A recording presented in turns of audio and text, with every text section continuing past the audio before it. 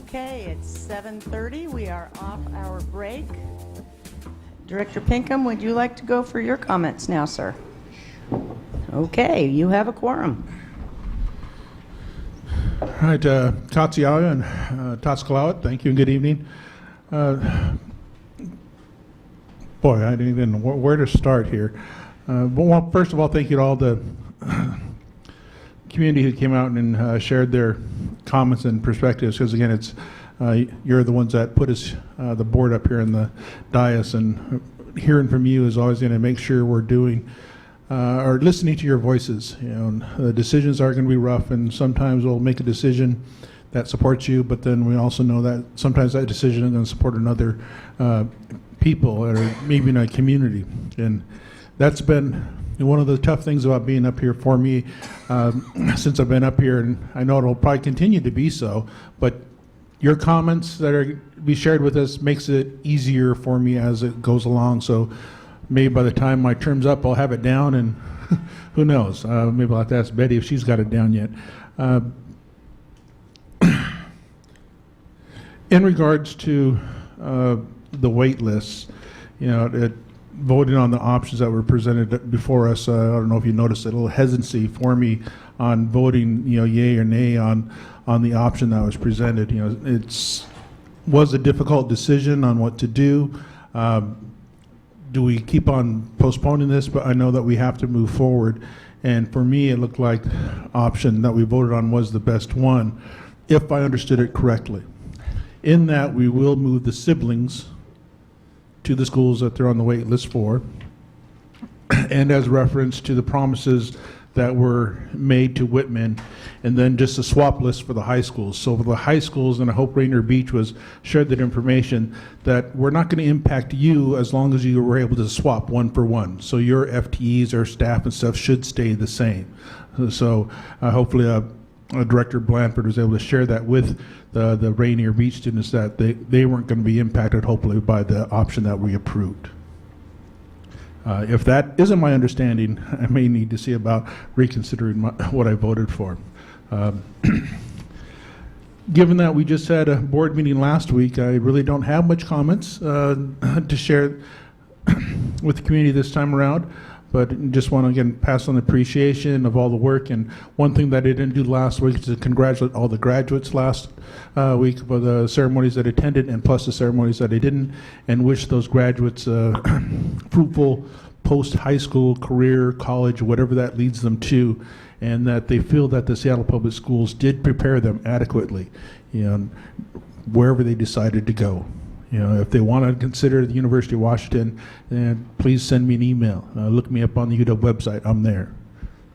And that's all I had to share for tonight. Again, Katsiaya. Thank you. Thank you. Director President Peters, are you there? I am. Would you like to make Can your you board? hear me? We can hear you great. Would you like to make your board comments? Yes, I would. Thank you. Well, first of all, I want to just say I regret my inability to attend the meeting in person tonight. I am out of town for a family memorial, but I will be back soon. I want to thank everybody who came to speak tonight, and I think we should think about how we arrange our agenda in the future so we can avoid having votes before public comments. To the community, the students, and the supporters of Rainier Beach High School, thank you so much for your dedicated support for the school. You know, when we talk about Lincoln High School, I just want to point out that the two projects are not in opposition to each other, that Lincoln is a response to some capacity needs in the North End, but we also need to commit to Rainier Beach High School.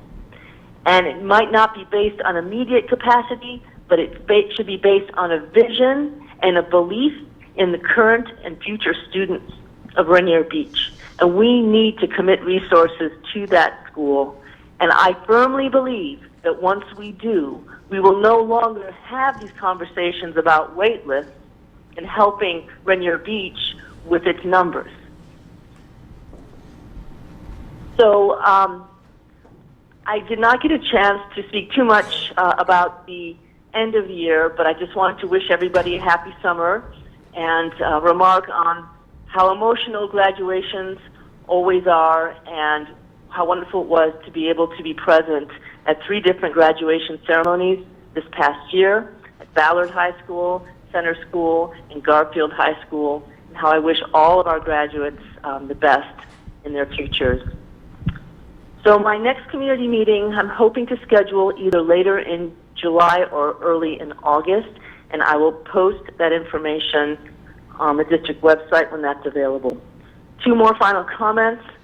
We all, as we all know, the state finally came to terms with a budget, or put together a budget, and I have to say I'm greatly disappointed by the process. To be honest, I'm disgusted by the process. It was not transparent. Very disappointed by the outcome. Appreciative, of course, of any funding that did come in the way of our schools. However, there were some strings attached, some very serious strings, and I'm very concerned about the disincentives for our teachers and the disincentives against our teachers having higher education and having higher qualifications. It seems to run in direct contradiction to what all research shows about investing in our teachers and their knowledge and their skills. So this obviously is something we are all unpacking since the budget was not presented to us all in a timely or clear manner. Finally, this is an election year, and it is said that truth is the first casualty of war. It is often also the first casualty of politics. I ask all my colleagues to demonstrate integrity, collegiality, and respect for each other and the institution of the school board, and help support the school district.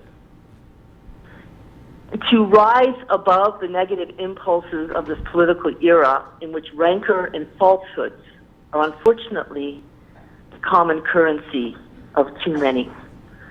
As a district, we have a lot of work to do, a lot more we need to improve, but we have also accomplished things, and that should not be understated. Seattle has a national reputation for being on the forefront of some positive accomplishments. We are a district that has a race and equity policy. We are ahead of the curve in terms of having our students start school on time based on what is best for them emotionally and academically. And tonight we are going to be discussing an ethnic studies resolution. So there are many positives to be said about the school district. Yes, there's more work to be done, but we just need to keep the facts in line so we can make positive progress. Thank you. Thank you, President Peters. My turn. My next community meeting is July 15th, Southwest Library, 35th Avenue Southwest and Southwest Henderson Street, I believe, and I'm making lasagna, so come on down. It's good and rowdy, and conversations are very thoughtful. And given our capacity issues in West Seattle, and the fact that we have not yet set a date for our Carnival of Crazy for what we're going to do in West Seattle with our schools bursting at the seams, I'm sure a lot of the conversation will be, in fact, about equity and space. And though we get a little rowdy, we get pretty darn respectful with each other's needs, and that's the way that it should be, as well as PTSAs reaching out to each other to make good things happen. This last year I was able to attend auctions by both Concord and Stanislaus elementary schools, and I saw a great many faces from other more successful schools helping lift all boats, and appropriately so. I wanted to echo one of the things that Director Burke said about the hard work that Advanced Learning has been doing in changing its procedures. And Advanced Learning would also include Chief Jesse back there, Carrie Hansen, Stephen Martin and his team, we have already more than quadrupled children of color who have been identified for advanced learning, because we've been testing them in their schools without disruption, without making folks run to the other end of the city to be tested in noisy, loud places. And it's working, and we've also been encouraging teachers to identify potential candidates. Are we there yet? Not by any stretch. Are we making progress? Yes. Should that be celebrated? Yes. CTE, my feelings are well known. It's my hope we can reach out and partner with labor. They are anxious to partner with us. They bring funds and they bring expertise to the table, and we're on the same team. So we've got to make our circles bigger. I am absolutely convinced that that we can do this a lot better, and with students in the program, so follows the money and so follows their opportunity. And I'm excited about that, and I'm excited to welcome the new director of CTE later this summer. Again, my apologies to the students of Rainier Beach High School who were not advised that we had taken a vote prior to their testimony. Again, let's shout out and help each other in real time in the future. Last week, going to SLI and coming here for the JSC celebration was frankly just a blast. And the JSC celebration had a part of joy to it that I've not seen in this building, and it was very exciting to see it. And to see senior staff scooping ice cream on the bulkhead back here, to see a Deputy Superintendent Nielsen dancing. I wish the heck I had video. And to see folks having fun and enjoying each other as human beings as opposed to cogs in the big wheel was a pretty terrific thing. I am privileged and honored to serve, and I think everyone in this room, let's move on. Mr. Burke, could you please address the 2016-17 Superintendent Evaluation Narrative and Evaluation Instruments, please? Absolutely. I'll be brief. First of all, I want to thank my colleagues for their work in this. It's a challenge for 7 people to come together and provide constructive and supportive feedback for our one employee. And I want to thank our one employee, Superintendent Nyland, for being receptive and also highly collaborative in the process, helping us as a board understand the nuances of the education system in a way that he's well versed, and I think it felt to me like a valuable process. So there are 2 documents posted. One is a narrative, and one is an evaluation instrument. These are aligned to SMART goals, which were identified 6 months ago. I want to highlight that this is an evaluation for a 6-month cycle. Normally we run a 12-month cycle, but the board shifted it from December to December to being a June to June evaluation. And so this is the work of essentially the last 6 months. And one of the things that we're going to be doing looking forward is to establish a professional practice SMART goal, and the intent was that it would be introduced at this meeting. The board is still working through the final details of that with the superintendent, so you might see on the agenda where it was posted but then removed. So we'll be introducing that at a subsequent meeting. But I just wanted to publicly thank the superintendent for all of his work on behalf of the students, and the relentless commitment to gap closing and staying on point and reminding us what our SMART goals are. And I don't know if you want to share a few words, but thank you again. Thank you. Thank you to the board and particularly to Director Burke for shepherding that process. Before I came to Seattle, Seattle was in the process of looking at world-class superintendent evaluation processes, and Aaron Bennett is one of the ones that helps make that process work in terms of making sure that the SMART goals are teed up and reviewed on a regular basis.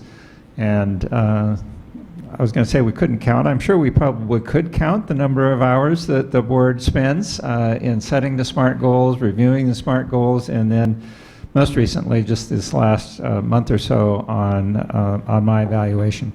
As I shared with the board during that process last week, this is one of I think this is the most thorough process that I have ever seen done. And so I thank you for the thoughtful focus, direction, teamwork that the board provides to me and to the district. So appreciate working with you and appreciate that collaborative spirit.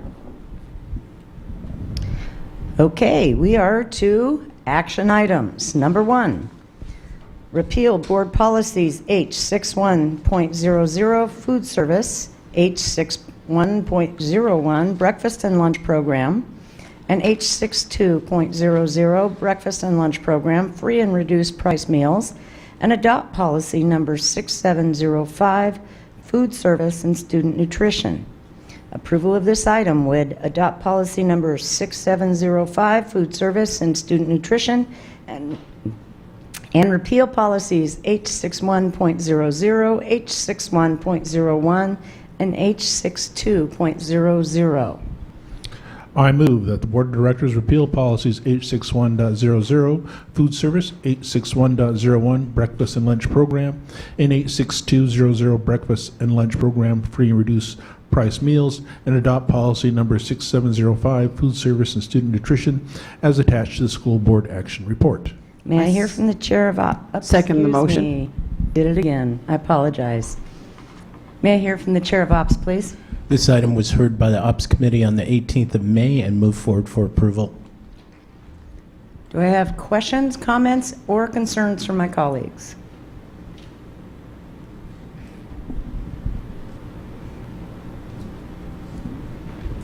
Seeing none, Ms. Scheck, the roll call, please. Director Blanford, Aye. Director Burke, Aye. Director Harris, Aye. Director Patu, Aye. Director Pinkham, Aye. Director Peters. Aye. This motion has passed unanimously. Number 2, repeal board policies H63.00, food service for special programs, H64.00, providing meals for private school students, H65.00, joint use agreement, and H65.01, food services for school functions, and adopt policy number 6706, food service for school and community programs. Approval of this policy would adopt board policy 6706, food services for school and community programs, and repeal policies H63.00, H64.00, H65.00, and H65.01. I move that the board repeal policies H6300, food service for special programs, H6400, providing meals for private schools, H6500, joint use agreement, and H65.01, food service for school functions, and adopt board policy number 6706, food service for school and community programs, as attached to the school board action report. I second the motion. May I hear from the chair of ops, please? This item was also heard by the Ops Committee on May the 18th and moved forward for approval. Questions, comments, concerns from my colleagues? Director Blanford. Only to thank Ms. Fields for her hard work on both of these policies. It's greatly appreciated. Other comments, concerns, or questions from my colleagues? Ms. Scheck, the roll call, please. Director Burke, Aye. Director Patu, Aye. Director Blanford, Aye. Director Harris, Aye. Director Pinkham, Aye. Director Peters, Aye. This motion has passed unanimously. Resolution 2016-1717, supporting ethnic studies in the Seattle Public Schools. Approval of this item would adopt Resolution 2016-17-17, supporting ethnic studies in Seattle Public Schools. I move that the school board approve Resolution 2016-17/17, supporting ethnic studies in Seattle Public Schools. I second the motion. May I hear from the chair of CNI, please?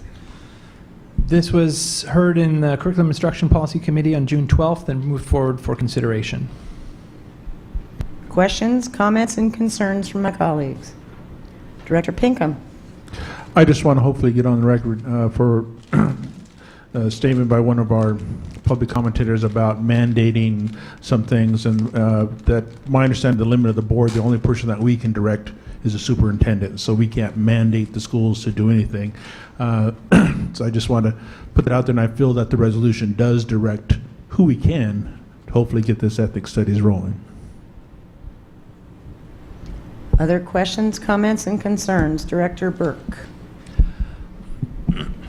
I mentioned some things about this at the last meeting, and I just want to reaffirm the work of staff on this. And this has been fast-tracked, and I want to take my hat off to you, even though I don't have one, that it's really been admirable how staff has rallied around this and built bridges with the community and had some challenging conversations, held some lively meetings, and my request to staff, to the community, to our educators, to our students, is to go forward in this with open minds and a spirit of collaboration,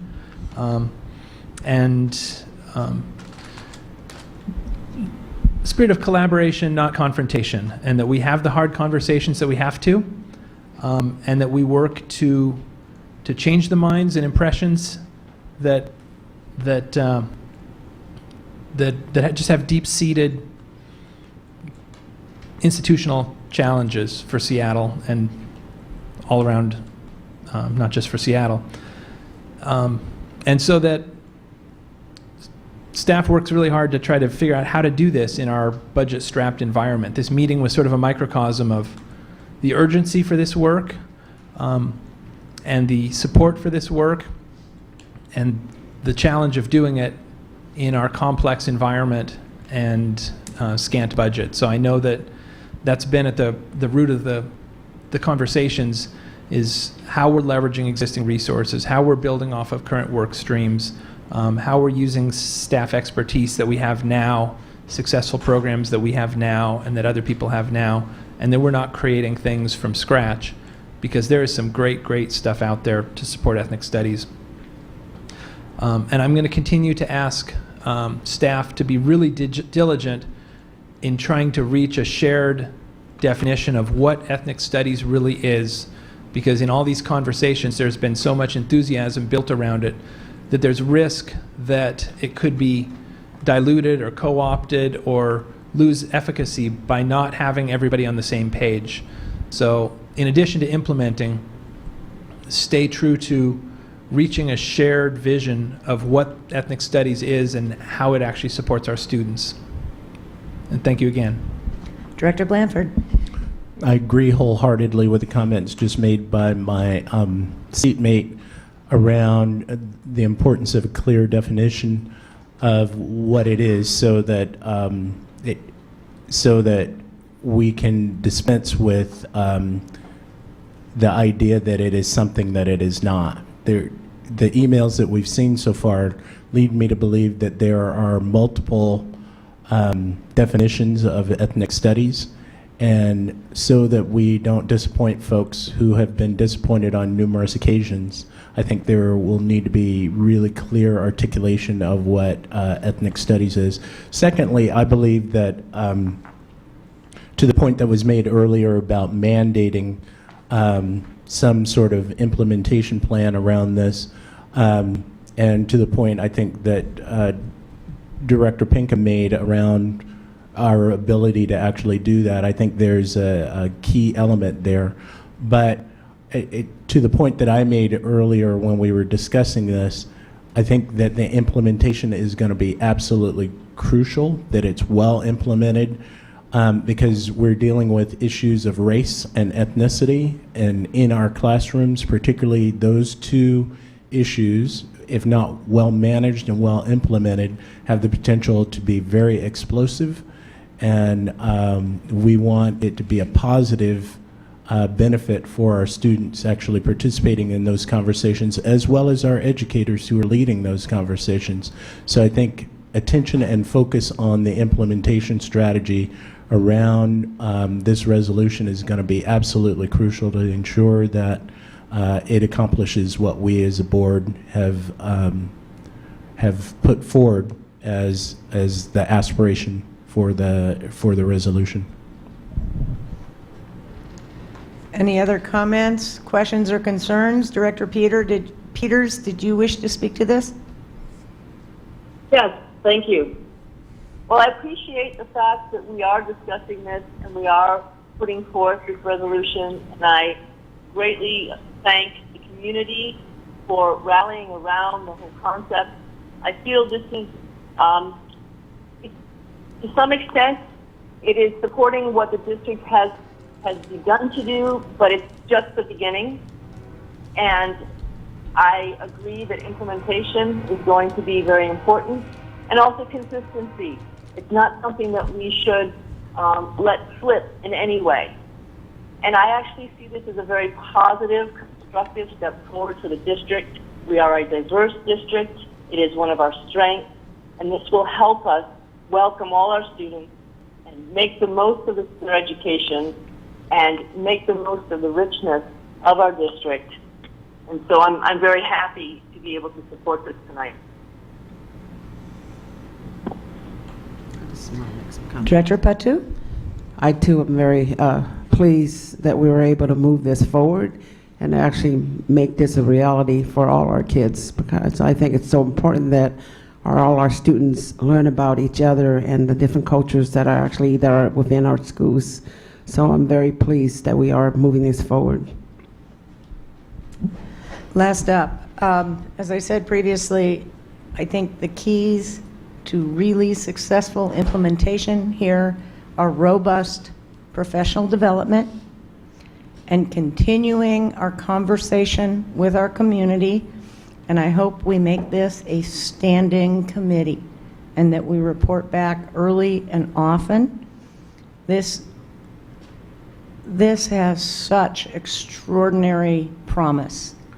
But the issue of consistency and definition, hugely important, and I will, in fact, bring up that the statutorily mandated, since time immemorial curriculum has not been fully implemented.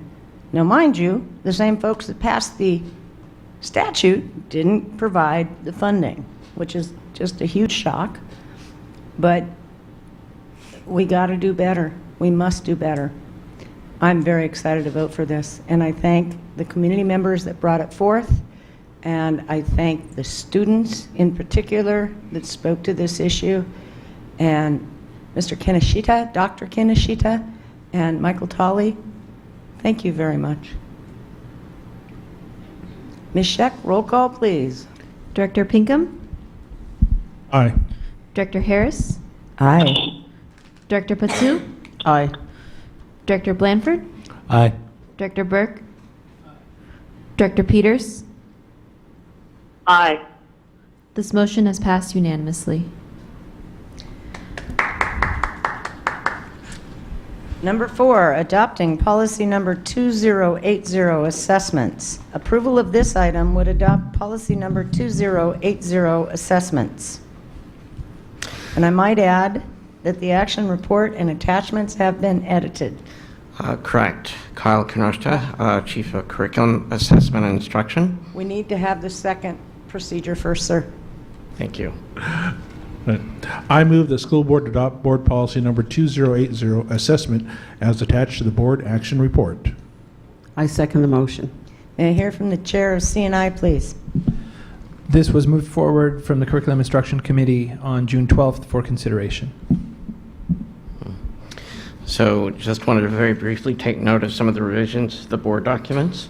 In the board action report on page 2, we noted that staff had reviewed language from School Board Resolution 2015-1615 resolution to request state adoption of an alternative summative assessment framework and to reaffirm student opt-out rights. So that was one change. In the policy text itself, in page 3 of 4, we made some streamlining to a sentence which now reads, district-wide assessments are those that are funded centrally and used by all applicable district schools. So that defines what a district-wide assessment is. On page 4 of 4, we did two things. Director Geary wanted to ensure that not only were students not punished for not participating in assessment, but not in any way excluded in any way from some of the reward activities. So we added the word exclusionary. So it reads, students who do not participate in district state assessments for any reason have a right to appropriate learning activities and not be subjected to punitive or exclusionary treatment for non-participation. We made parallel changes to the procedure as well. Lastly, in terms of cross-references, we added the school board resolution that I just took note of. Questions, comments, or concerns? Director Burke. Thanks for the work. It continues to be a work in process in my mind, and I would like to actually propose a small amendment, which I had shared with staff. 2 words. This is referring to page 3 of the policy, paragraph 1. And there is a line which states, all assessments for district-wide use will be reviewed by the school board. The amended language would be, all assessments for district-wide use will be reviewed for approval by the school board. Second the motion. Questions, comments, and concerns on the amendment? I have Director some Burke. comments. Go ahead, Madam President. Well, I appreciate the suggestion by Director Burke. One of the concerns that has arisen about our assessments is the fact that there hasn't been complete clarity and transparency and oversight to various assessments that have been used. That came up in the past with the M-Class Beacon test, and then also the Amplify test, and also with the MAP test. There were questions about when they were being used, who was being used by, and parents did come to board directors and ask about some of these. And in the case of the Amplify, I think it did not come to the board originally. So this would allow greater transparency.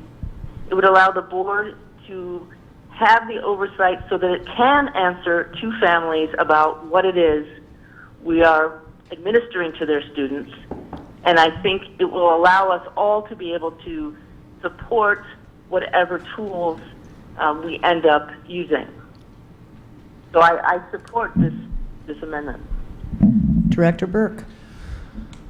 I want to bookend this with a little bit of a higher level discussion, recognizing the whole reason that this policy came into existence, and it was part of a probably over a year-long discussion and about 4 years of really thoughtful work by the staff in collaboration with individual directors. And so this topic was discussed in committee, and during that process, we didn't really refine it to the point of what is the approval threshold for the board. And what this language does is it essentially says if it's a district-wide assessment, it goes through board approval.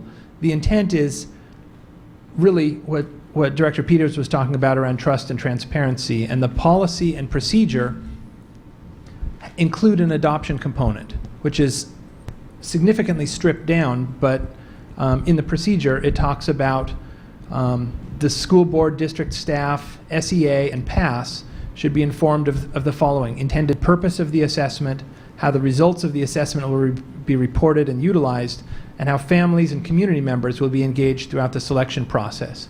So again, the intent is, if we're going to adopt something that we're expecting our kids to commit their time to, we as an institution owe it to our families to demonstrate the purpose and the efficacy and actually the value, because we have this challenge, especially with the state assessments, of maintaining 95% participation or higher. So we want to build community trust, that we're picking good tools, we're using them for good reasons, and that when you put an assessment in front of a family and say, do you want your child to be able to do this particular thing, this particular problem, or this particular performance task, or know this particular information, the family would say yes. And we want them to say that, and we want to say, how do you know? Well, we don't know. Okay, this is how you know. And we want to be able to build that level of trust in our assessment tools. So that's the basis behind it, but I really want to make sure that staff has a chance to share, because we had some rich discussions in committee around the ramifications of this and impact to workload. So I want to be respectful of that also. Director Blanford, and then if we could hear from staff? My question has to do with the clause around approval, board approval of assessments before they can be implemented. I'm wondering, have you done any work to identify if there are complications associated with the board actually having to approve the assessments before they're given to our students? Thank you for that question. And I just wanted to affirm what Director Burke was saying, that we have taken quite a bit of time to develop this policy and the associated procedure with the intent to involve as many stakeholders as we possibly can, as well as, of course, school board members. And we've worked hard to incorporate much of the feedback that we've gotten from everyone, including the board. And we truly believe we probably have one of the most comprehensive assessment policies for any school board, school district in the country.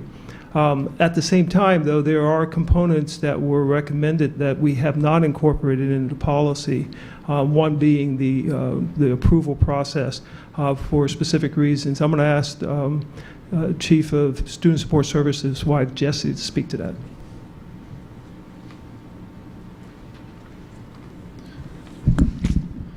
Thank you, Board Director, Superintendent Nyland. So we have had a rich conversation. This has come about, and we've had this also at CNI committee multiple times. And one of the things that really has me nervous, just even within the current policy and procedures that we do have, really does lie around capacity and oversight. There's a lot of details in this particular procedure that I already am nervous a little bit about, because we are held accountable. Promises made, promises kept. And we want to do that. And as one professional amongst many who's responsible for that, I have to think about some of the things that are going to get carried through. Many of the things that we've listed as part of the roles and responsibilities for school personnel. Across the 102 schools, that's an incredible amount of work. And so it took us, just as one example, around the interim assessments, which again, kindly you helped us provide. That process is just wrapping up. We started that process in November. The incredible amount of time out there on just doing the RFP. We're not even to contracting yet, because we did so much stakeholder involvement in getting a lot of people's input and process. I understand a lot of the practices in the past were not ideal. I think this policy procedure does get us way in a better position, and obviously does have the accountability language in it. But I would want to end with a couple points. Learning, as always, and I tell this to a lot of school leaders, is there is no perfect assessment. And assessments is a fluid environment. It's not adopting a textbook. Textbooks stick around. You can supplement. Assessments have a little bit of a change you move through. You have to change them just even in their own student population across our very diverse schools here in Seattle. But also as timeline, like I said, we want to be ready. If I put together an assessment calendar and we're stuck in process, and we make some of those processes of schools that something's coming and it doesn't deliver, my name's next to it, and so is ours. So I feel very nervous about that at times. And then the technical skills, and I think Dr. Burke did a good job of just listing some of the different kinds of assessments we have. There's technicality, just understanding the differences between the assessments, not only just about how the content or the design of them. So I think that's good too. So I can see I'll just wrap up there and just say, really do stress that we just want to be very careful and thoughtful. And our hope was to move forward with what our recommendation is today, understanding this is a process of improvement and that we could come back to adding some of those pieces in a later date and time. I had a follow-up question. Please, go ahead, sir. Has there been any work done with our local districts or around the nation to identify the level of board oversight of assessments? Are we breaking new ground, or have other districts, school boards, have this responsibility for approving the assessments that are used with students? I'll let him speak. I can speak. Sure.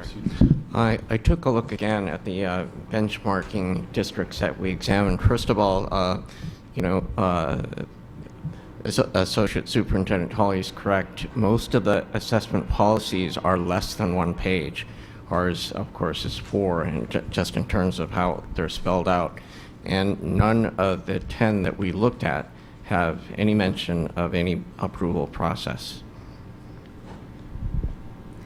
Other directors' comments, concerns, and questions? You had a follow-up? Yes. Director Blanford, please. I didn't know if Chief Jesse had something else to add. It sounded like you did want to add something. Yeah, just to that because response? just because I know the procedure accompanies it. Nobody's procedure is, none of them were laid out nearly to the depth of the procedure that we have drafted currently. Most of them talk about really thinking about the state assessments, high accountability. But we've added layers, again, thanks to the thoughtfulness to Director Burke and the team within CNI, is just, again, kind of laying that out, that level of depth is nowhere to be found. Okay. And then one final question. Certainly. Has to do with the opt-out clause. And I'm interested, for the public record, in knowing what the ramifications of us falling below the threshold number for students that choose to opt out of our assessments. I'm talking about the standardized assessment in this case. Sure, I'll attempt to answer it. And actually, Dr. Nyland was right there. We had our quarterly meetings with the Department of Education and OSPI. Department of Education was really clear, actually, with this, and had many questions about our participation. As the awarding of federal dollars, it was part of that conversation was, hey, those are some of the things that, we're expecting Seattle Public Schools to meet their requirements, and hence, I don't know if Associate Superintendent Tolley or Dr. Nyland wanted to comment specifically to that. Dr. Nyland, you have the floor. Unfortunately, I know a little bit about this one. We have been previously on notice from the U.S. Department of Education that we were falling below the 95 percentile federally required level in half of our schools. I have not seen the most recent numbers. My prediction has been that as we become more familiar with the test, there'll be fewer opt-outs, and our percentage know that under this current presidential administration that they will follow through with monetary punitive measures, as was threatened under the previous administration. However, it is still the law. We see it in other ways. We have some blanks up on the wall over there from schools that no longer recognize because they did not meet the 95% threshold. And as I visited with TOPS, Pathways, a variety of our option schools, they note that when their participation drops, then their test scores drop, and then they are in a defensive posture as parents come to see them, my student here, because the test scores are going down. So we are in this interesting world, radical middle, where we are under legal obligations and some of our own making. We want our schools to look well, do well, enroll well. And so, yeah, we try to find that way where we let parents know that, yes, we will honor their right to opt out. I know that there's been some issues where that has not felt to the public like we are honoring that to the extent that we should, and we're working on that. I sent a very clear memo to principals, and we'll follow up on the ones that didn't quite get the memo yet to make sure that they do that. And at the same time, we're hard-pressed to find good quality places for kids to through the 15 hours of testing while they're opting out, because all hands are on deck administering the test.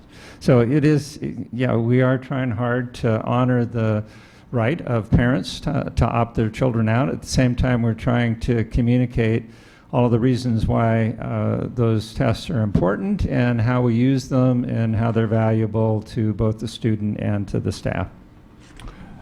And I don't want to dominate this conversation, but that comment poses another question in my mind. We have existing opt-out language, correct? And the result of changing the language that we currently have on the books would potentially have the effect of increasing the number of students that and families that choose to opt out of our tests. The language is strengthened, it's not weakened. Am I wrong in? In actuality, we tried to make sure that the language was neutral, simply describing, what would happen. And again, we changed the language and took the words opt out or refusal out and simply said, if the test, if students or parents chose not to participate in the test. But it has not been, I would not say that the language is strengthened. It's simply there to describe the rights of students and parents. So how would you describe the change that has been made? Mostly to make the language more explicit in terms of what the rights were. Okay. Director Patu. So I know I asked one time about the recruitment process.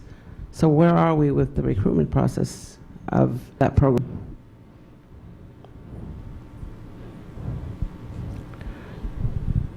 I need a little bit more clarification of your question. Well, I had asked before about, how are we recruiting students of color for the HCC program? Okay. And didn't get an answer the last time, and wanted to find out where are we with that. We have made significant progress in this particular year. We did provide quite a bit of information in the Friday update a couple of times this year on that, most recently this last Friday's update. But what we have seen through our efforts, in particular assessing students at school, all of our second graders, particularly our Title I schools, and actively reaching out to our families more intentionally, we have seen a significant increase in identification of students of color. Now, what percentage would you actually say that you have right now? I wouldn't hazard a guess. I would have to get back to you with the more specific information on that. Thank you. Director Pinkham? Director Pinkham, and then you, Madam President. In regards to the 95% participation by the federal, do we advertise? I don't see it listed in here as far as that we can suffer consequences if we don't meet that 95%. Is that something we need to maybe share with the community out there? Hey, we know you have the right to opt out, but federal regulations wants us to have a 95% retention rate. I don't know if that, what impact that may have. Someone may say, okay, I will do it now to help them out, or they may say, well, I'm going to make sure they don't meet that 95%. But still, that again, that kind of that transparency that, hey, here's what we're striving for because the federal government set that participation rate for us. I'd have to check my letter. My letter went on at great length, I think longer than anybody would read it, but I think it tried to make that distinction without calling it out. So I didn't want to make it feel like a threat. while at the same time I did want to promote the positive aspects of why we appreciated the participation. Yeah, I didn't want to make it seem like a threat, but just so they have that knowledge and not thinking that we're just trying to, yeah, we want to assess you because that's what we want to do. No, we have a certain target we want to reach, and hopefully they can help us reach that target. Director Peters, the floor is yours. Okay, regarding opting out, I believe what we're doing with this assessment policy is merely affirming rights that already exist for students, and we're just clarifying that.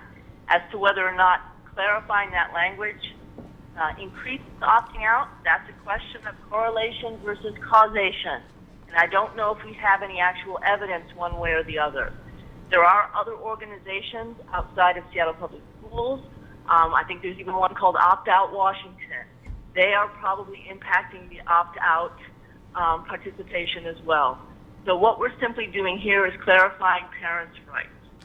And then to Chief Jesse's comments about assessments changing and why he opposes board oversight of assessments, I think about the MAP test. That was adopted in about 2008 or 2007. We've had that for 8 years. So it's not true that our assessments changed that much.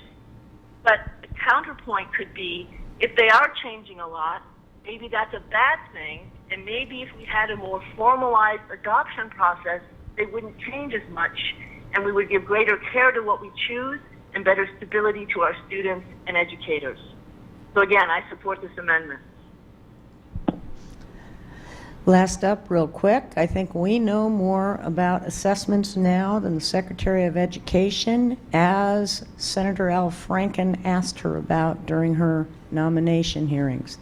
I am in favor of this amendment for transparency purposes, and if we run into issues, then I invite staff to come back and say, this is not working for us. It requires too much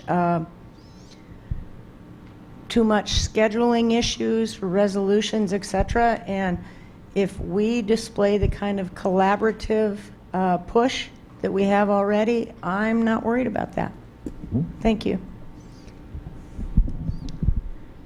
Director Blanford. I will note that I am strongly opposed to the amendment, and first off, I'll start off by saying that I believe that it is a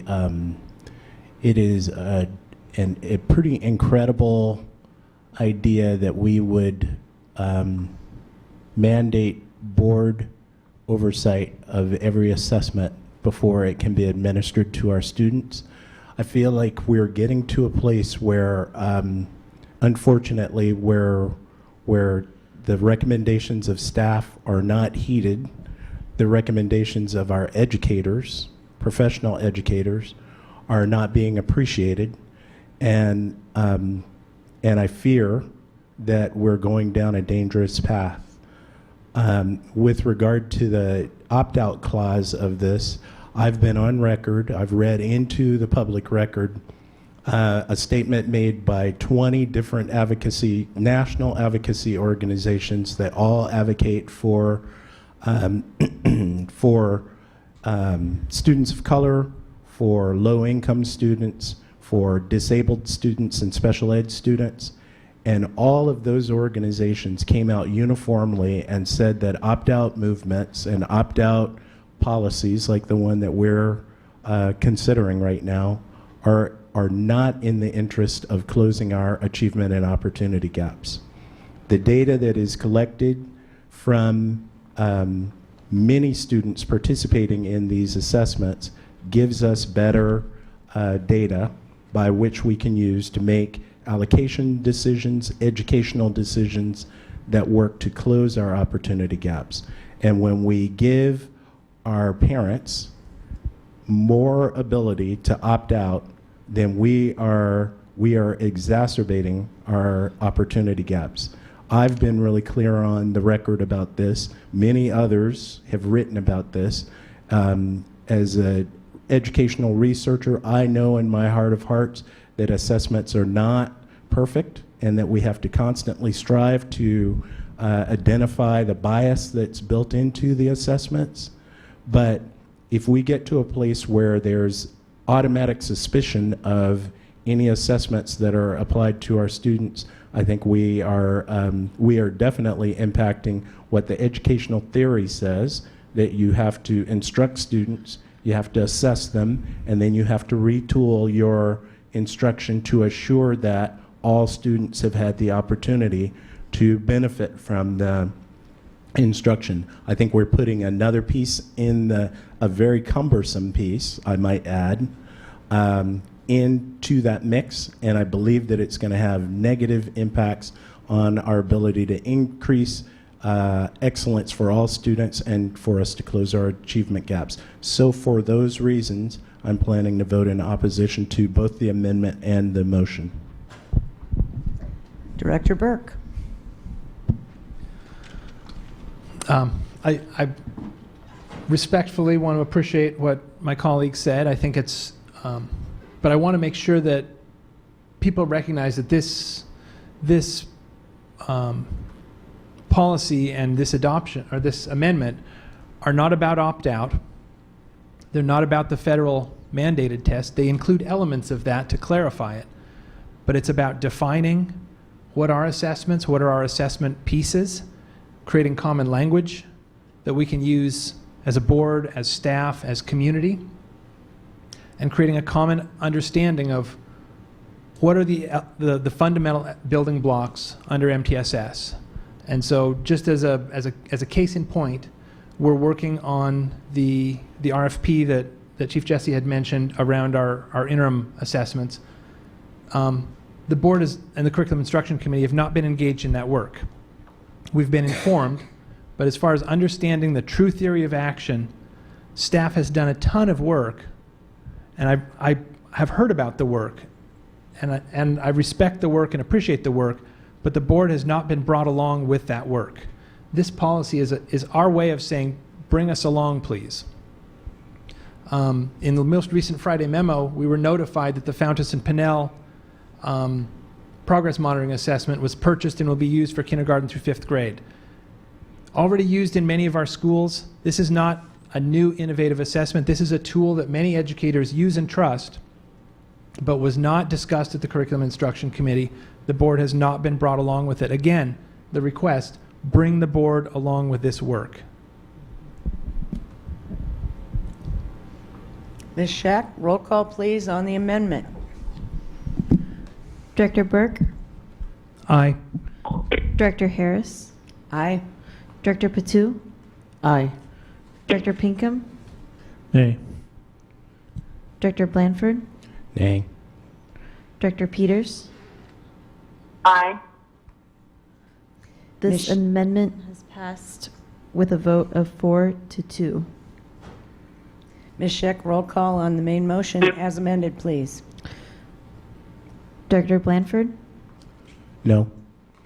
Director Burke, Yes. Director Harris, Aye. Director Patu, Yes. Director Pinkham, Aye. Director Peters. Yes. This motion as amended has passed with a vote of 5-1. Thank you very much. Number 5, review and approval of Career and Technical Education 2017 Annual Plan per Policy Number 2170. Approval of this item would approve the Career and Technical Education 2017 Annual Plan. I move that the board approve the attached 2017 Career Technical Education Annual Plan as attached to this board action report. I second this motion. May I hear from the chair of C&I, please?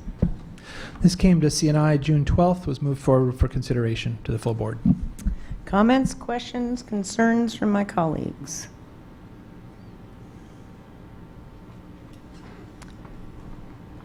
Director Pinkham.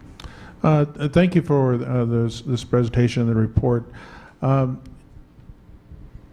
curious because it seems like to me with some of these technical education programs that when they're put just at one school, then that makes it either students, do I want to stay at the school if that's my assigned neighborhood school because it has a culinary, but I want a different CTE? And then if they can't get it at the skills center, then they may opt to, well, I want to choose another school. Is there a way we can leverage current programs so maybe we can build up the skills center so we have more of those programs there that every student can opt to go to versus, gee, if I stay at my attendance area school, I'm not going to get the technical or career education that I was hoping for? Yes, and thank you for having me, Dan Goldsman, principal for the Skills Center, and I'll do my best to speak for CTE in general. Yeah, that's an interesting question, and I think something that we're exploring and working with district leaders and staff at the schools and community members and partners is thinking about other ways to do a little bit more what you're talking about. One, just a model we've explored is, what if some of our half-time Skills Center teachers could teach introductory versions of the same courses or other CTE courses that would offer electives that we don't have a lot of these days, or we have fewer and fewer of, to give a little bit more in the way of choices for students. Another thing, and forgive me for bringing up summer school again, but that's my job. Summer school is one of those ways that we can get those students in lots of different experiences and explore career pathways and get those CTE credits as well. Other questions, concerns, or comments from my colleagues? Director Burke.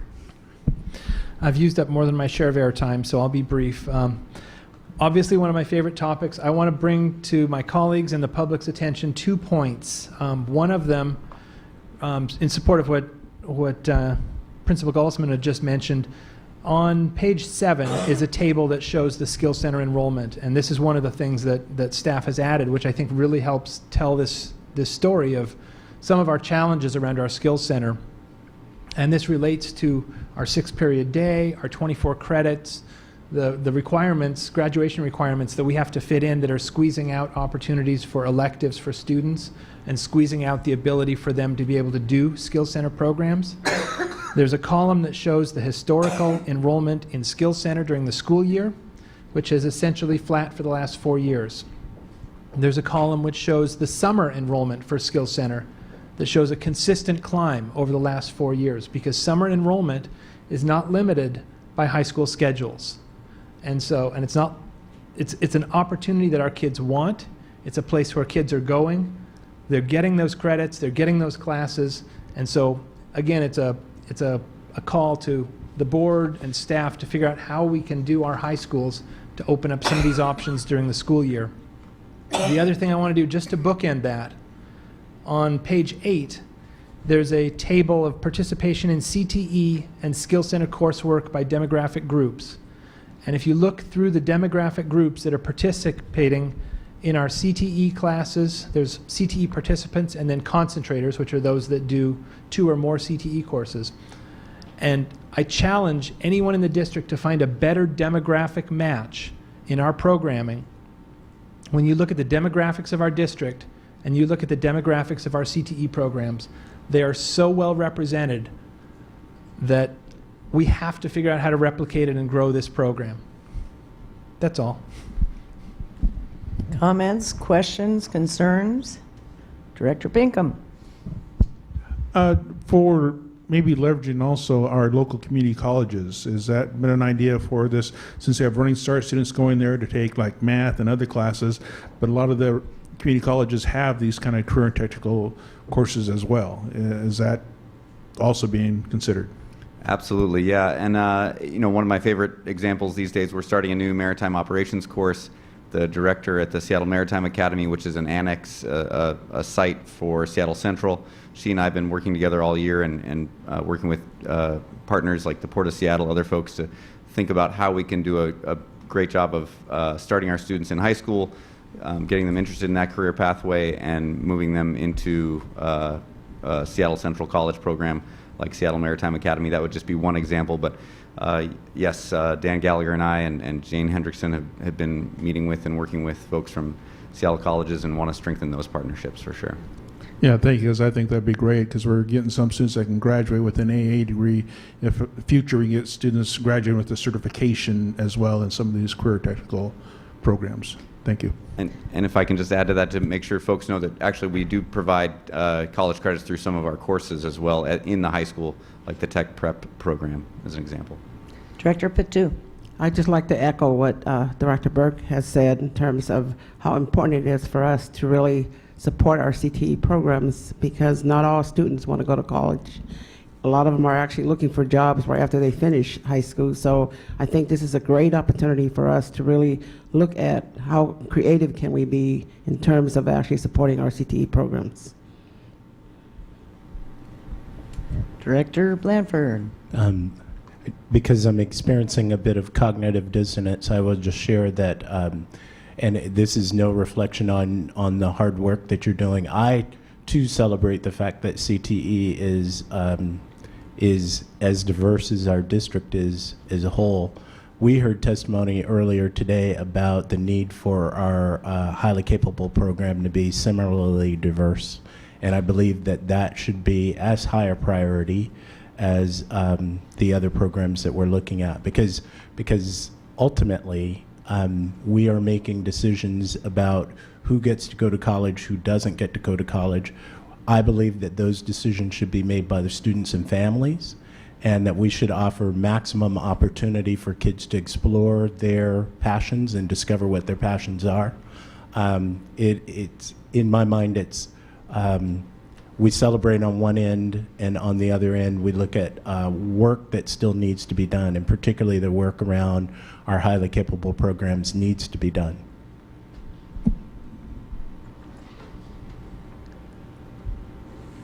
Director Burke. I would not want to bring this up, but since two of my colleagues did, I feel that I have to make sure that we as a district recognize that CTE is not a division between kids that go to college and kids that don't. CTE courses are an opportunity for our students to touch things that's more than a textbook, more than a computer, to be creative, to learn skills that they may use in a job, they may use when they're remodeling their house, they may use when they're sewing clothes. It's an opportunity for them to do things that they're not necessarily going to do after their high school career. And so I want to be really, my ask to everyone in the district is that we work really hard to recognize that every CTE course is an opportunity to do something beyond that CTE course. And it's not a mandate that somebody is going to go into a particular career or a particular track, but rather that it's an opportunity that opens up a wider set of possibilities. And I know I've heard that from colleagues as well, but I just really want to go on record that that's an important part of our messaging as a body that's leading this district. Can I add something to that? Director Patu. On that note, I would also like to say that, yes, we encourage all our kids to go on to college, but not every student want to go to college. They want a skill that they can actually utilize to be able to get a job. I know this because I worked with a lot of those kids in the past. So when I say that we want to make sure that our kids have an opportunity to get a job, these are for students that actually do not want to go to college, who really wants to start making money and be able to support themselves. So we have an opportunity to do both. Kids can go to college, and we are having programs that actually support that so they can continue on to further their education. But we also have opportunity for kids who do not want to go to college but want to get a job so they can actually be able to support themselves. May I add a comment there? Is that okay? Quickly. I would agree, and you know, I think just to make sure everyone hears different examples of pathways that students have. We have students who are going straight into jobs at Boeing and Orion and other places like that the day after they graduate from high school. They might go on to college. They might get that paid for by Boeing and other organizations. We have other students going on to nursing school right out of our program in West Seattle, the nursing assistant certification course, or our firefighting course. One of our students, Katie Lutkovitz, I believe, is up at Fairbanks University with her firefighting training from Skills Center, taking that on to college. So yeah, it's absolutely, we have a wide range of opportunities and a really wide range of pathways that students can take. I'm not going to comment because I think my views on this are very clear, that we need to make the circle bigger, find more mentors. Experiential learning is, I think, outstanding, and I look forward to hearing from you next year on your annual report to see how much progress we've made. Ms. Scheck, roll call, please. Director Blanford, Aye. Director Burke, Aye. Director Harris, Aye. Director Patu, Aye. Director Pinkham, Aye. Director Peters. Aye. This motion has passed unanimously. Thank you, sir. Thank you. Number 6, approval of Seattle Public Schools 2017-2021 Affirmative Action Plan. Approval of this item would approve the Seattle Public Schools 2017-2021 Affirmative Action Plan to be submitted to OSPI and implemented by the responsible parties and Human Resources. I move that the school board approve the Seattle Public Schools 2017-2021 Affirmative Action Plan to be submitted to OSPI and implemented by responsible parties detailed in the attached plan document in Human Resources. I second this motion. This matter came before A&F on June 8th for consideration. Questions, comments, concerns? Ms. Scheck, roll call, please. Director Burke, Aye. Director Harris, Aye. Director Pinkham, Aye. Director Blanford, Aye. Director Patu, Aye. Director Peters. Aye. This motion has passed unanimously. Thank you. Number 7, City of Seattle Families and Education Levy, FEL, and Seattle Public Schools, SPS, Personal Services Contracts, PSC, for Seattle Parks and Recreation, City Year of Seattle, and University Tutors of Seattle Schools. Approval of this item would authorize the superintendent to execute contracts for a combined total of $1,876,382 with City of Seattle's Parks and Recreation Department. $543,492. University Tutors for Seattle Schools, $522,890. And City Year, $810,000 for the school year 2017-18 for the purpose of providing families and education levy funded activities.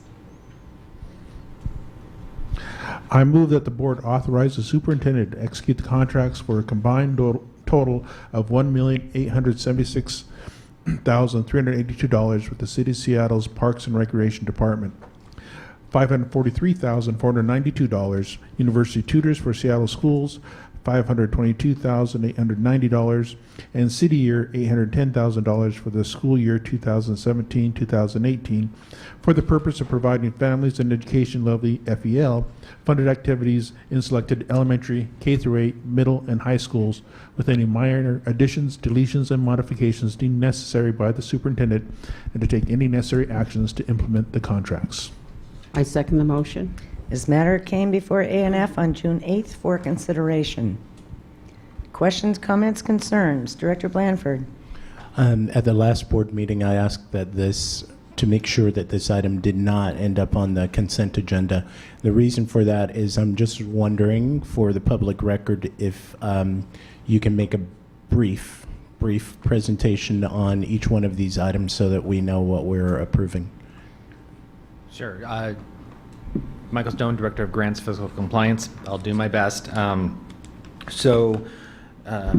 part of the Family and Education Levy, the city has set up their own request to allow CBOs to come in and work with the schools that the funding is provided to. Parks and Recs comes into many of our middle schools and our elementary schools for out of school time to provide before and after school programs, academic support, as well as enrichment activities that can be from sports activities to also, let me go into a specific one of the addendums to highlight something. Sorry about that.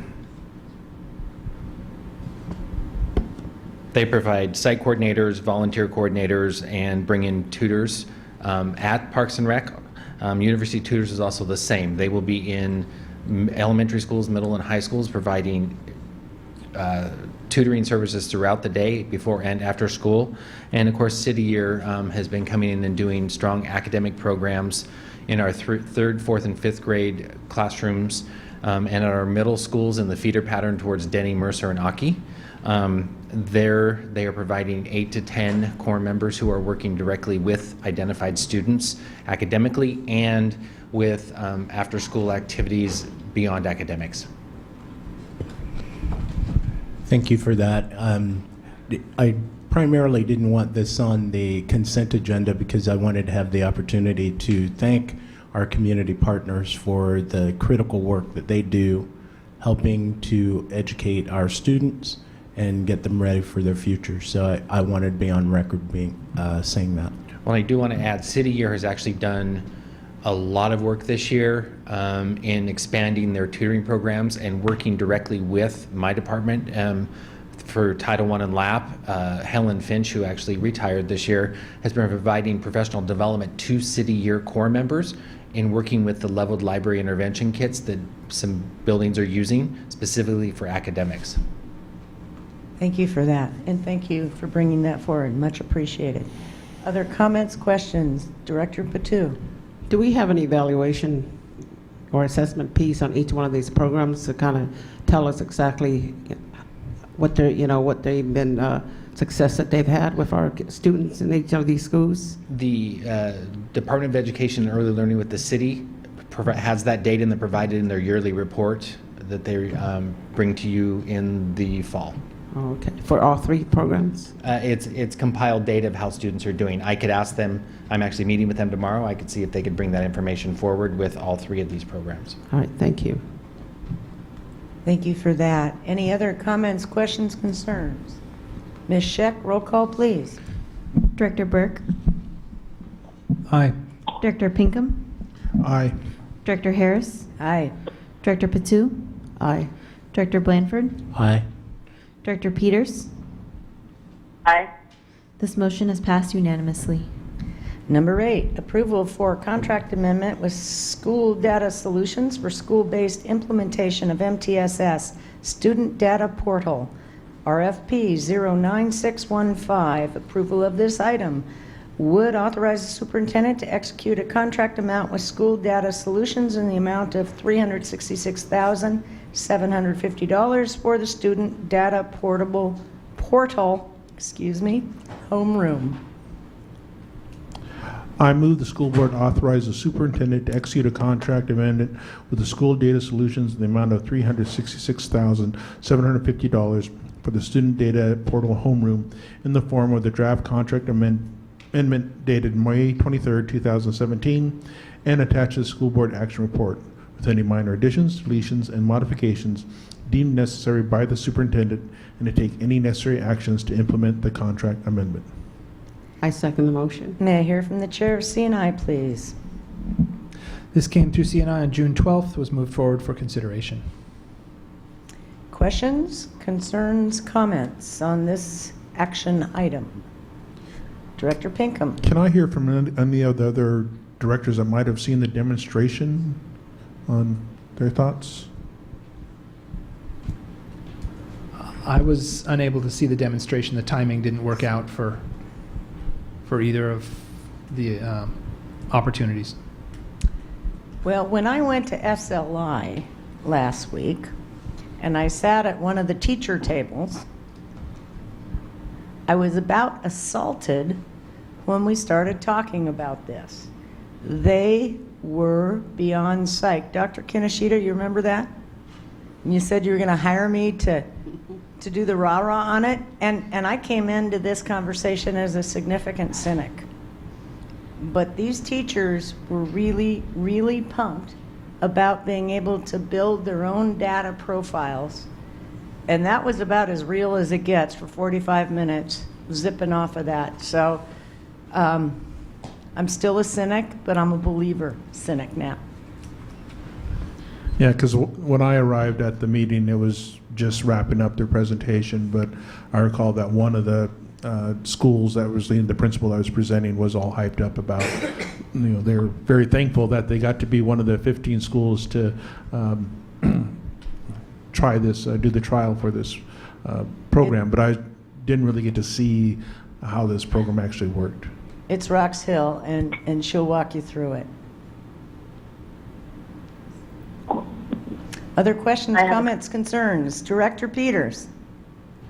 I remember when we had a demonstration or presentation from the vendors of homeroom at a work session, and I did have some student data questions about that and how they treat student data. I don't feel that my questions were fully answered, and because I was not at the meeting where this item was introduced, I feel I don't have enough information on this item to vote for it, and so I'm going to have to abstain from this vote. Thank you. Other questions, comments, concerns? Director Burke. Along the lines of what Director Peters was asking about, I had a community member ask me, what if I don't want my students' data in this system? Do we have a mechanism through our beginning of year forms, or is that built into our existing process that families who do not want their students' data in, online is covered? What would be my advice to that person? Well, we already have that data. This is just a different way of really formatting that data. So those pieces that we had for the students, we already have existing in the system. PowerSchool is really where it's drawing directly from. So it's to say not in PowerSchool would create all sorts of other issues. Obviously, emergency contact information, educational choices, so on and so forth. Okay, and is it safe to say that one of our goals here is to greatly reduce the use of spreadsheets and whatnot in the school-based processes and save our educators the challenge of creating their own and maintaining their own? That is a pretty big threat that we're currently facing here in Seattle, is when people use Excel spreadsheets and then pass them all around. And we exponentiate data breach opportunities? Abound, yes. And so we've reeled back. DOTS has been really great about that, reeling back on the Google Docs. This is just another next layer of pieces. Let's start rolling it back so we don't have to do that. Exactly.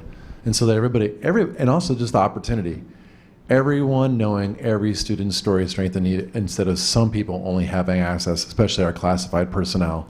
They're really critical. Well, I'm excited about this as a tool, and you tie this with stability of assessments, it's going to be great. Roll call, please, Ms. Scheck. Director Blanford, Aye. Director Harris, Aye. Director Burke, Aye. Director Patu, Aye. Director Pinkham, Aye. Director Peters. Abstain? This motion is passed by a vote of 5 to 0 to 1. Number 9, award contract RFP 04772 to Thought Exchange by Fulcrum Management Solutions, Inc. for the Community Engagement Platform. Approval of this item would authorize the superintendent to execute contract RFP 04772 with Thought Exchange in the amount of $325,725 for a district-wide engagement platform over a 3-year period from 2017 to 2020. I move that the school board authorize the superintendent to execute contract RFP 04772 with Thought Exchange in the amount of $325,725 for a district-wide engagement platform over a 3-year period from 2017 to 2020 in the form of a draft agreement attached to this board action report with any minor additions, deletions, and modifications deemed necessary by the superintendent to take any necessary actions to implement the contract. I second that motion. May I hear from Chair of Ops? Thank you. This item was heard by the Ops Committee on June the 15th and moved forward for consideration. Questions, comments, concerns on this action item? Can I ask why it was for consideration instead of approval? Did you not have the RFP number? So the reason it was for consideration at that time is we had not finalized a vendor. Okay. Thank you. Other questions, comments, concerns? Director Burke? Thanks to the team for putting together a web conference. I had the opportunity to see the tool, to hold the puppy, as it were, and it's a cool puppy. So one of the things that I came out of it with is that this is not a silver bullet that will reach our marginalized communities or the communities that have been typically underserved or undercommunicated with. This is something that we're going to have as an explicit part of our strategy to engage, to make sure that the data and the relationships that we're building with them are reflected in the tool so that we have balanced data. But it's really neat in terms of reporting and the conversations that it can create and the way it can pop certain themes and certain trends to the surface. So I'm excited to see what it yields in upcoming months and years. Director Blanford? And I'm on record also sharing that concern around making sure that we're reaching out to our communities that have not been addressed well in the past, and knowing that an electronic software program is not going to be the solution to that issue. But hopefully, particularly by disaggregating data, the data that it does collect, that will allow us to have a better sense of who we've talked to and what they have to say about decisions that are pending before the board. So I'm planning to support this, but my hope is that that can be as robust as possible, and over time that we can discover new and more innovative ways to reach out to our underrepresented communities so that we get authentic feedback across the spectrum of the city that helps to inform our decision-making processes. Director Pinkham? And again, public testimony brought up some concerns as far as, I think one, just the safety of any comments that are put in there, what the vendor can use those for. Hopefully we'll see that FERPA and other things will apply to this, that the vendor can't use anything more for it than what we're contracting them to do. But also, given that Director Burke had seen the demonstration, how do we know when they analyze it, what they give us is what we want to see, I guess. And then the other thing about, the comment about Spokane using it to help promote a levy. Were we looked at Spokane when they used it? What kind of feedback do we get from them? So that was a couple questions. I'm going to ask my colleagues to answer. So community engagement, do you want to speak to Spokane? Hi, Rachel Nakanishi, Internal Communications Specialist. So it was Highline that used this tool to pass a bond that had failed twice previously.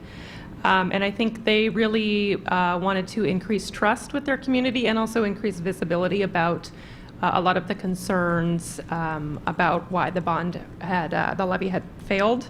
And so I think what it really helped them see was the values that the community holds, and it really promoted sort of interaction and engagement amongst community members rather than just the school district pushing out information. So we wouldn't be using this tool specifically for that purpose, but that was one demonstration that they shared with us, that an example where they really saw increased trust. Other questions, comments, concerns? And I'd like to address. Excuse me. Thank you. Sorry. I'd like to address Director Pinkham's comments around data security. So first of all, there is going to be no FERPA-related or private sensitive data in the system. That said, we do have in our contract that any data that is posted on the system is going to be owned by Seattle Public Schools and cannot be used by the vendor without our consent. And at this time, I also want to address Director Burke's question from last meeting around the pricing and why it was different from San Juan Unified School District. So the key difference between their contract and our contract is that they had a 5-year term with limited number of engagements. Our contract is structured so that we have unlimited engagements over the 3-year term that we have. Additionally, we also have access to 100 professional licenses to their professional tool, which gives us some additional capability in terms of using the tool with a smaller group rather than always doing a full-out community engagement, for example, being able to use it with a smaller group, such as in community group meetings. I want to say thank you to your team, and I want to ratchet back and say thank you to the Community Engagement Task Force that started vetting these, and I appreciate your tenacity in making this happen. One of the things that is most exciting to me is that folks can use this on their cell phones, and that opens up a very wide opportunity for engagement with folks that we have not had in the past. And I don't believe in silver bullets. I believe in well-targeted initiatives and review of those initiatives. And you put a hell of a team together, and thank you for that. Roll call, please. Yep, I apologize, Betty. I did not see you. Director Patu. I also want to say thank you for another new tool, but I'm an old-fashioned person. I still believe that personal touch in terms of reaching out to our community, and especially our underserved community parents that we really need to reach out to. Thank you for the work. Roll call, please, Ms. Scheck. Director Blanford. Aye. Director Patu. Aye. Director Pinkham. Aye. Director Harris. Aye. Director Burke. Aye. Director Peters. Aye. This motion has passed unanimously.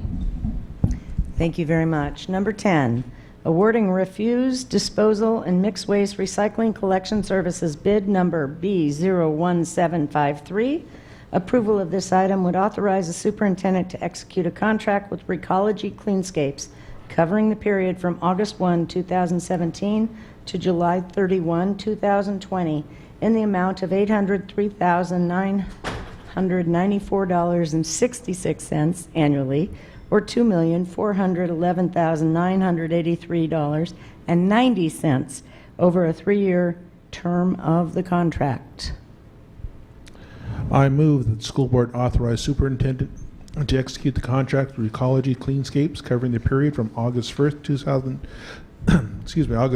2017 to July 31st, 2020 in the amount of $803,994.66 annually, or $2,411,983.90 over the 3-year term of the contract for refuse disposal and mixed waste recycling collection in the form of the draft agreement dated August 1st, 2017, and the attached to the school board action report with any minor additions, deletions, and modifications deemed necessary by the superintendent, and to take any necessary actions to implement the contract.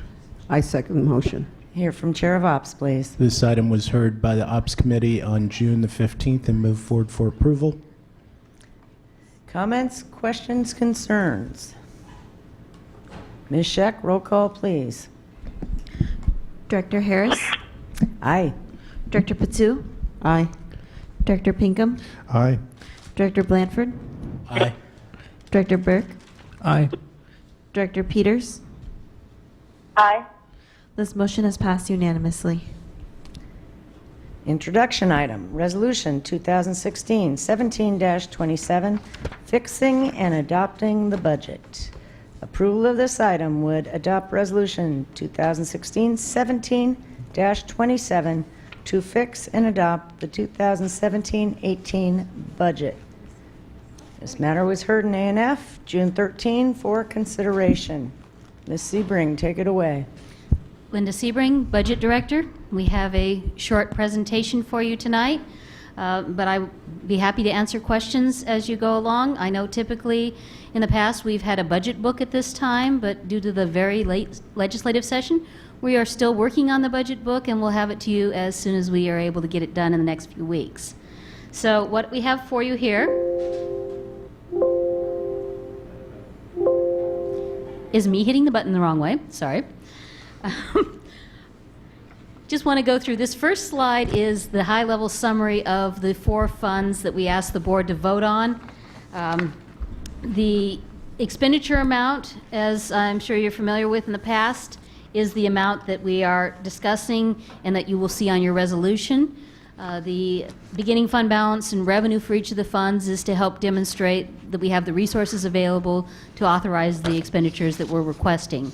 So we're showing the general fund budget at $857.7 million, the Associate Student Body Fund at $6.7 million, the Debt Service Fund at $2.6 million, and the Capital Program at $258.5 million. The only one with transfers out is the Capital Fund at 21.1, which is its reimbursements that it provides to the general fund when it uses services and staff on the general fund. So the next couple slides are just some demonstrations of what's been happening with our enrollment, because of course our major driver of our revenue is our enrollment. So the first slide here is the October head count, which is the highest count of students for the district. In October, we've been going up. We had a little hiccup there where our curve changed slightly, but we are still increasing in student counts. This other slide is a comparison of what we call the annual average full-time equivalency. This is how we get funded for students. So it's how much of a 1.0 is a student in our schools for the 10 months that are counted. So the blue bars are what we have budgeted and planned on, and the red ones are what has actually been happening to the district. So we've gotten better. We've been overshooting enrollment a little bit at a district-wide level, but we've gotten a lot closer in the 16-17 school year. So we're happy about that the money is aligning a little better. We know we still have some challenges with when kids are not at the schools we sometimes anticipate them at. So next slide is general fund resources over time. Some history for you, the 15-16 school year's actual revenues, what the adopted budget for 16-17 looked like, and what is being proposed for the 17-18 budget. As Assistant Superintendent Berge said, we have some capacity we've built into the budget. So these numbers here that you're seeing, the state and other revenue sources, we made some guesstimates, some very educated guesstimates with a lot of discussions with the legislators as to what might come in for additional revenues. We weren't correct on all phases, so we will be making some slight changes between now and when we actually ask you to vote on this on July 26th, and we'll give you a summary at that time of where some changes occurred in what our assumptions were with the legislature and what our guesses were here. We still anticipate that we will remain within the expenditure amount on the previous slide, which is what we're asking you to vote on. If for whatever reasons, as we go through the school year in 17-18 and determine that we won't stay within those bounds, we will come back and ask the board to do what's called a budget extension. We don't foresee that at this time, but just wanted to let people know there's a lot of uncertainty that was thrown into the budget with the legislators. So we've broken out on slide 7 here, again, views of history where we've been, our 16-17 adopted budget, 17-18 recommended. This is, I'm going to show you a couple different views of the budget. This is by state programs. We've broken out into a little bit more details of some of the programs that we find people ask questions about. So it shows where we have a $68 million increase that's occurring in the budget we're bringing forward. And the majority of that increase is coming in through regular instruction. And when we look at it from different perspectives, you'll find the majority of the increase is coming in through compensation increases. There's a cost of living adjustment through the legislature. We have contractual. We have a slight increase in staffing, and we have also a slight increase in medical coming through the legislature. But when we're as big as we are, and we have, I think we ended last year with 10,500 employees, any changes usually drive the biggest cost there. On this, we anticipated a slight decrease in vocational education. That'll be one of the areas, as we discussed, that the legislature gave us a very nice surprise of a little more money for vocational resources, so that will turn that number positive. After the tables on the different views of the budget, we've also put together some donuts. I'm evolving, my staff is teaching me to evolve from my pie charts to my donuts. But this is just another visual of, you know, how to see how the budget spreads out across our different programs. And the one that, you know, I know we've talked about before is regular instruction, which in the 16-17 budget was 48.8% of the budget. So it is moving up slightly to 49% of the total budget. Another view that's very popular is the expenditures by state activity, showing our teaching support, principal's office, other student supports.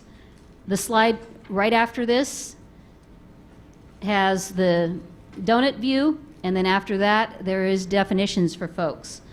So if you want to go 2 slides ahead, this is to help our public and everyone understand what is made up of teaching. These are definitions and categories that the state sets. So when we're trying to be comparable with other districts, we look at, okay, how much is Seattle spending on our teaching support, central admin.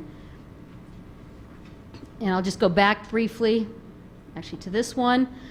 Central admin is something I know we talk about a lot. We are at about 6%, which is between other districts we've looked at of 5 and 7%. So we're about right in the middle of where administrative costs are for a lot of our peers, looking at Portland, trying to equalize Boston, and, you know, looking at some of the other larger districts in this state.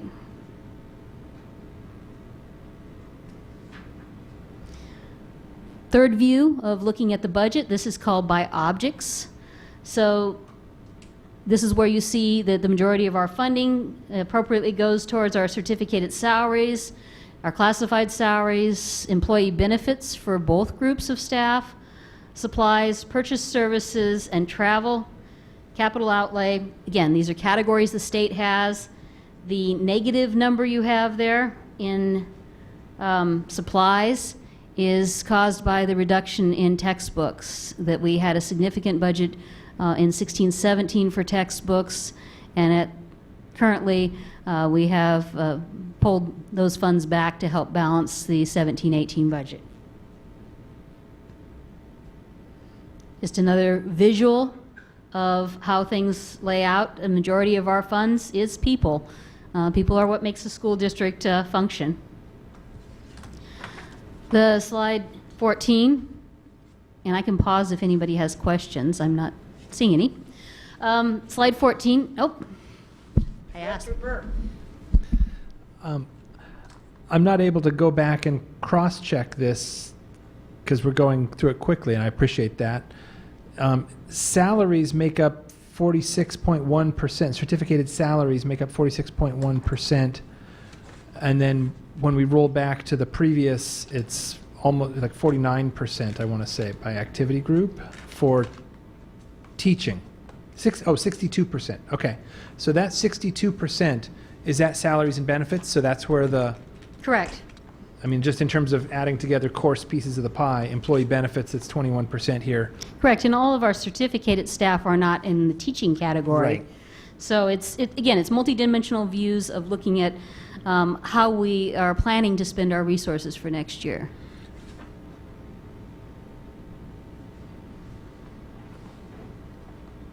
So slide 14 is another view that we added in last year in the budget book, and people seem to continue to have an interest in it. So we go through and we add up all of the costs that are, staff and resources that are directly in the schools, which is more than just the school funding formula.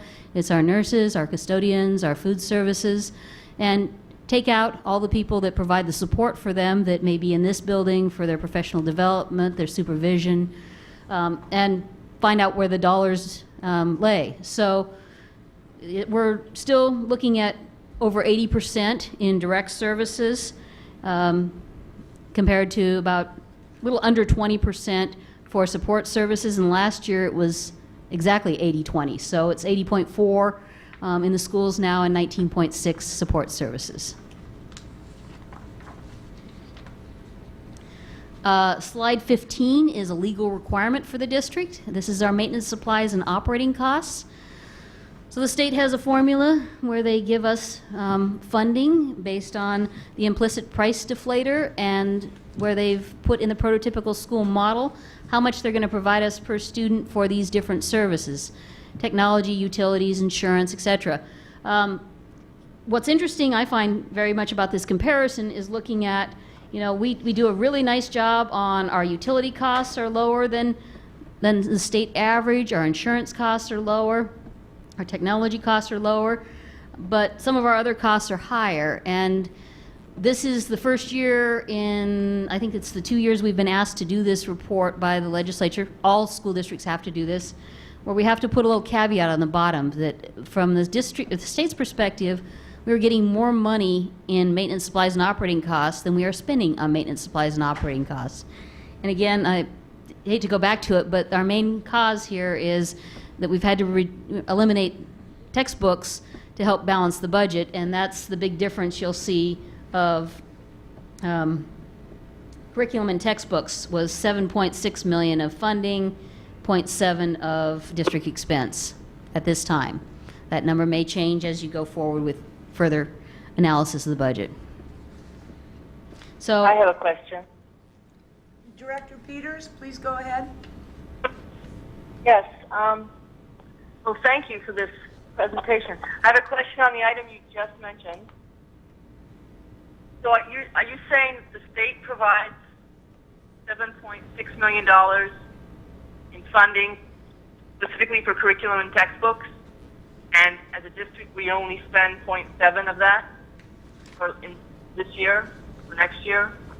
So the state is allocating us $7.6 million under that category. They allocate us funds under a lot of different categories. It's not restricted to that particular area.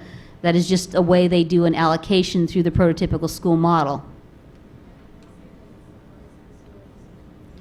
Well, then what does it mean? What's the significance of it being called out as curriculum and textbooks on this slide? Well, the significance is, again, it's a funding formula from the state, and it's for curriculums and consumables that the students use as well. It's part of the prototypical school model. So there's different factors that are part of the prototypical school model. The major one is the different staffing factors. So class size, number of nurses, principals per their school sizes. And then there's the non-staff resources they provide us. These are the non-staff resources they provide us. But as we've discussed before, they're still working through the issues of fully funding staff costs. So even though they're allocating the funds and they're saying that we're funding, these types of resources, we still have that challenge of they are not fully funding the prototypical school model. So we need to make difficult choices as to where our resources go. Did that answer your question? I'd like to delve into that a little bit more at a later time with you. Certainly. Thank you. Director Blanford. So to the point that was just made, I think what you're telling us is that though the state has made an allocation of what's the number? $7.6 million that are, I don't want to say designated because that implies that we have to use it for that purpose. Allocated.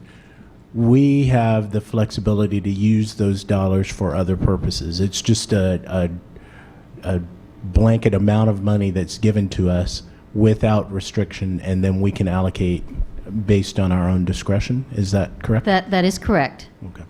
Superintendent Nyland, please. There's an awful lot of complexities in the budget. I would just remind us that we pay 33% of all of our salaries. $100 million we pay. So the legislature does blame us partly for this, is that we gave you money for MSOCs and you spent it on salaries. To some extent, we did.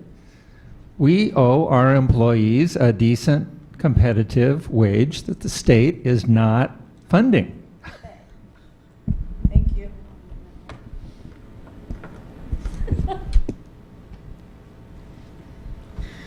So So the bottom line, and that's what it is. It's an allocation, and another quick correlation you can see is, you know, the minimal amount of nursing that the state allocates in the prototypical school model right now, and that's insufficient for the schools. So we have to find other sources, and you guys make the choices as we go through.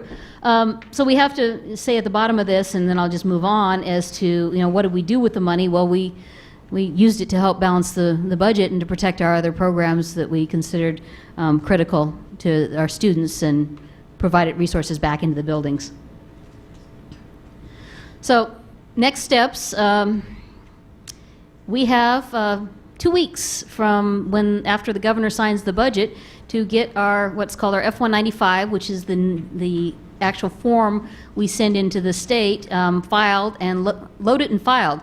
Well, OSPI has not released it. They need a little time too. So by July 17th, we have to have these thousands of items that make up our budget all summarized and loaded up to the state so that they can start doing some error checking, which they do for all school districts.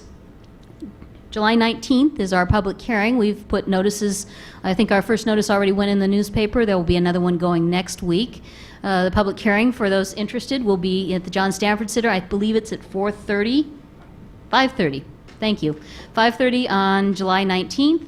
And then July 26th, we will ask the board to vote on the budget. And as I mentioned, we will be bringing back a summary to the board prior to that as to changes we may need to make in the budget, like the Learning Assistance Program is getting more resources, and we'll need to make that change in order for it to pass all the edits with the state. And then in August, we load the budget into our financial system so everybody can start putting expenditures against it for next school year. And September 5th, it's approved the approved budget goes to the ESD. So you have a couple of appendices, both online, and I think you have a hard copy. One is what people are very interested in, which is a district-wide staffing FTE, a comparison between our adopted 15-16, 16-17, 17-18, and we also have a link on the webpage of the school allocations for people who are very interested in what's going on with the schools. Superintendent Nyland.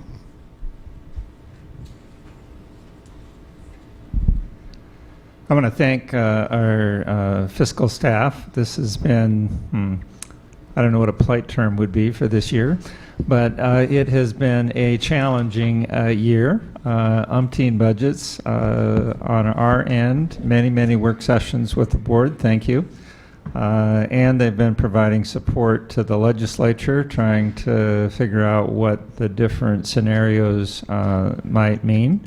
And in case you missed it earlier, came within $200,000 of guesstimating what we would get in terms of funding from the legislature that would be available for our restoration. So thank you very much for the work. And I would add another interesting timeline begins ticking on the day that the governor signs the budget, and that the state then has 30 days in which to respond to the Supreme Court to explain to them how they have developed a plan for a sustainable, fully funded basic education system that meets the McCleary requirements. And then the News lawsuit will have 30 days to respond to that, and then the Supreme Court will take it under advisement, and who knows how long they will take. But As long as they want.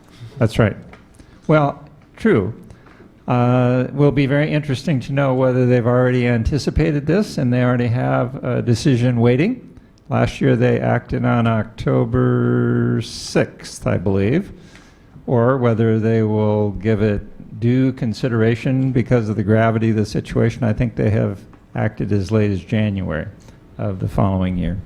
So again, thank you to our staff for great work this year. Director Blanford. I saw an email from Council Treat, I believe, that said that that News has already responded and said that it was insufficient. We're not surprised by that, are we? We're not surprised by the fact that the funds that have been allocated are judged insufficient by News. Okay. Oh, we're leading the pack. Okay, that's good to know. Thank you. I want a round of applause for you all. Thank you so much.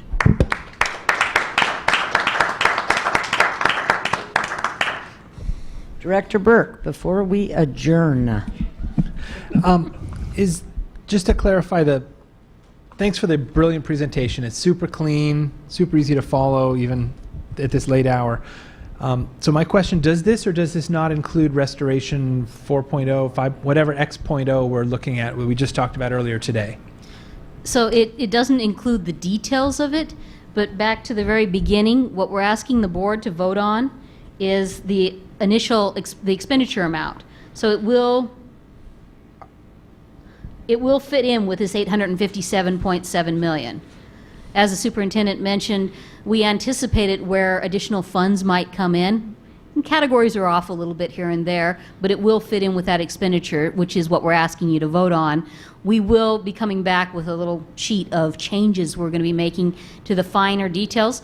So said differently, the activity breakouts, the object breakouts, the program breakouts are going to shift a little bit, not a major amount, but they're going to shift a little bit between the percentages. I guess to clarify, we were looking at, whatever, 7 million of restoration funds that is included in this expenditures amount already. But if it were not included, then our net operating activities would not be as negative. We would be in a better position in terms of a higher existing fund balance at end of year Yeah. per the budget. Yep, that's right. I mean, there's always capacity that's built into a budget. You don't budget down to the dollar. That wouldn't be very smart of us. But so there was a little bit of budget room that we'd built in, not knowing exactly what would be approved, but enough that we had capacity to actually spend money and didn't have to come back around just for that purpose. So, Director Patu.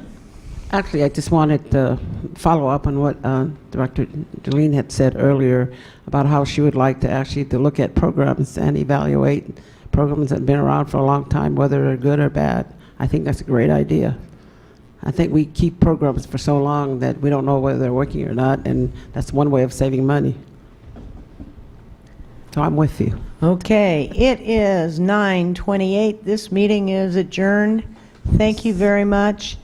Director Peters, safe travels home. Thank you. Good night.